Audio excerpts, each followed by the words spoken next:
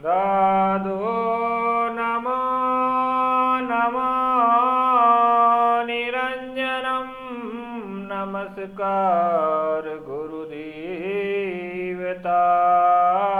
वंदनाम सर्वसाधवा परिणामं परंगत परब्रह्मा परापरं सोममदेव निरञ्जनं निराकार निर्मलं तस्य दादुजीवन्दनं। जय गुरुदेव भगवान की जय। निरंजन निराकार की जय। साधु राम सत्य राम। भक्तजनों, गुरुदेव दादू जी महाराज को प्रणाम करने के बाद हम गुरुदेव दादू जी महाराज की कथा में प्रवेश करेंगे। गुरुदेव दादू जी महाराज ने लाखा और नरहरि को उपदेश देने के बाद उन्होंने अपना शिष्य स्वीकार कर लिया और उन्हें ब्रह्मा की भक्ति में लगा दिया। उसके बाद में गुरुदेव अलोदा से प्रस्थान करते हुए दादू जी अपने शिष्य मंडली के सहित दौसा नगर पहुँचे। दौसा नगर जब पहुँचे तब नगर सभी लोग थके हुए थे और भूखे थे, तो सभी लोगों ने सोचा कहीं ठहरना चाहिए, लेकिन दौसा में किसी ने उन्हें प्रणाम भी नहीं किया और राम राम करके उन्हें कभी रोका नहीं। और जो भी किसी से कुछ पूछते तब गुरुदेव सभी वो कह देते थे कि आगे जाओ आगे जाओ आगे जाओ। इस प्रकार कहने पर गुरुदेव दादू जी महाराज और अपनी भक्त संत मंडली दौसा नगर से इस ओर से उस ओर निकल गई, नगर के बाहर निकल गई। जब नगर के बाहर निकली तब देखा कि यहाँ तो कुछ नहीं है। उसके बाद में भक्तों ने दादू जी महाराज और संतों ने पूछा, एक व्यक्ति वहाँ से आ रहा था, उनसे पूछा कि भाई यहाँ कोई तालाब है क्या? तो उसने कहा कि थोड़ी दूर चले जाइए, यहाँ एक गोटाराव नामक एक तालाब है। तब सभी संत मंडली उस तालाब के पास पहुंची और वहाँ एक पीपल का पेड़ लगा हुआ था। उस पीपल के पेड़ के नीचे जाके खड़े हो गए। तब दादू जी महाराज ने उस पीपल के पेड़ को ऊपर देखा और वह आधा सूखा हुआ था, उसमें पूर्णतः छांव नहीं थी। तब गुरुदेव दादू जी महाराज ने कहा, अगर परमात्मा चाहेंगे तो यह पेड़ भी सभी संतों को पूर्णतः छाया दे सकता है। तब इतने शब्द सुनते ही वह पीपल का पेड़ पूर्णतः हरा हो गया और विशाल हो गया। उस ये एक व्यक्ति देख रहा था।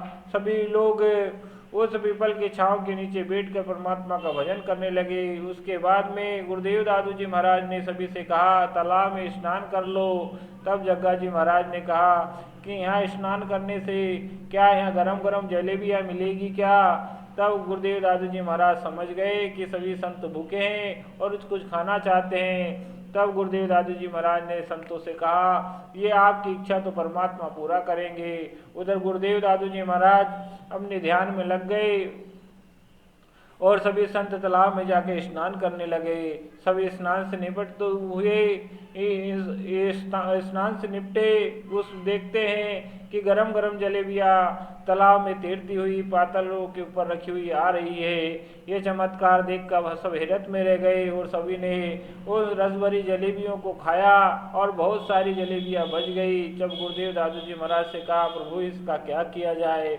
तब गुरुदेव दादू जी महाराज ने वह जलेबी तालाब में पातल में वापसी उसी तालाब में छोड़ दी और तालाब में छोड़ने से वह लुप्त हो गई। इस प्रकार की घटना जब घटित हुई तो वह व्यक्ति देख रहा था। वह चमत्कार देखकर उस वह दौसा में जाकर सबको वह घटना कह सुनाई। तब परमानंद चोखा महाराज ने भी ये बात सुनी।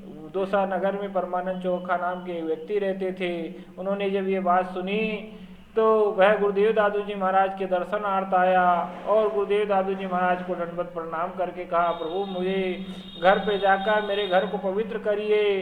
तब गुरुदेव दादू जी महाराज ने परमात्मा की आज्ञा मानकर और आज्ञा मानकर सभी संत मंडली को परमानंद चोखा के घर जाने का आदेश दिया। और परमानंद चोखा ने सभी को आदर भाव सत्कार के साथ अपने घर ले गया और सभी संतों की अच्छी खासी सेवा करी। उनकी पत्नी शांति बाई ने भी सभी संतों की अच्छी सेवा करी। इस प्रकार सेवा करते करते 5 दिन गुजर गए। तब परमानंद चोखा की पत्नी शांति बाई ने कहा, हमें कोई पुत्र नहीं हुआ है। आप गुरुदेव एक महान संत हैं, आप उनसे क्या प्रार्थना करिए, हमें पुत्र अवश्य प्राप्त होगा। उनके शिष्य जग्गा जी ने मुझे जब मैं मेरे पियर में थी तब मुझे सूत के बदले पुत्र देने का वादा किया था, वचन दिया था, और उनका वचन अभी तक पूरा नहीं हुआ। आप उनसे कृपा प्रार्थना करिए तो अवश्य पुत्र मिलेगा। पर लज्जा के मारे परमानंद चोखा गुरुदेव दादू जी महाराज से कुछ कह नहीं पा रहे थे।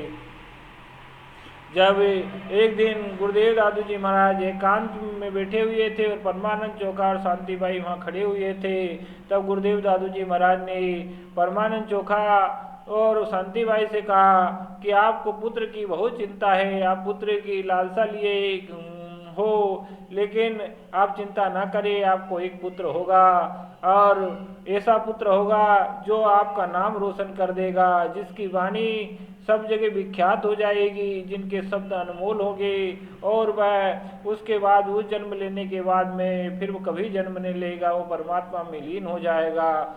ऐसा आपका सौभाग्य होगा। वह बचपन में ही विरक्त होकर परमात्मा की भक्ति करेगा। इस प्रकार की बात सुनकर गुरुदेव दादू जी महाराज ने एक पद गाया, साधु जन की वासना शब्द रहे संसार,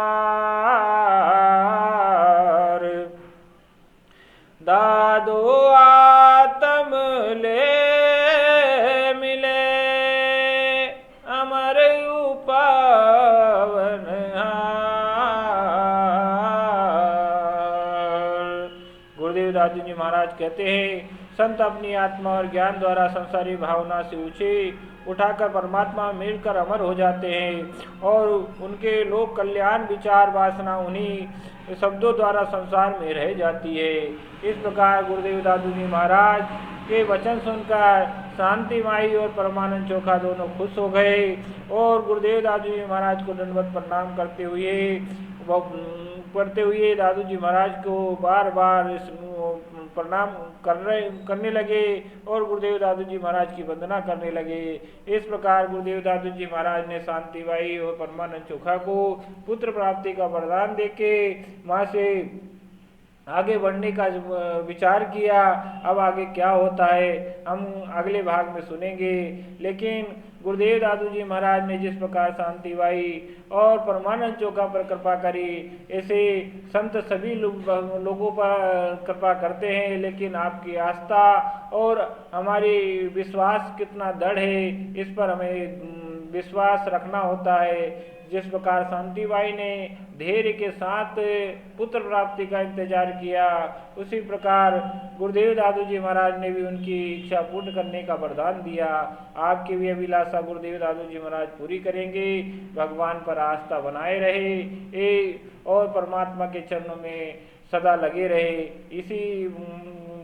इसी बात के साथ ही मैं अपनी वाणी को यही विराम दूंगा। आगे आप सब समझदार हैं, लाइक सब्सक्राइब करके इस वीडियो को प्रमोट जरूर करना और कमेंट में दादू राम सत्यराम अवश्य लिखना। दादू जी महाराज की कथा निरंतर आपको मिल रही है, इसे ज़्यादा से ज़्यादा प्रमोट करना और शेयर भी करना। इसी के साथ दादू राम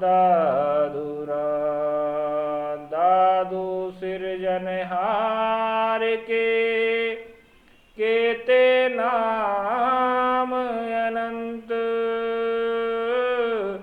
चितियाए सो लीजिए। साधु सोमरे संत सेवक की रक्षा करे, सेवक के प्रतिपाल सेवक की बाहर चढ़े। गुरु दादू दे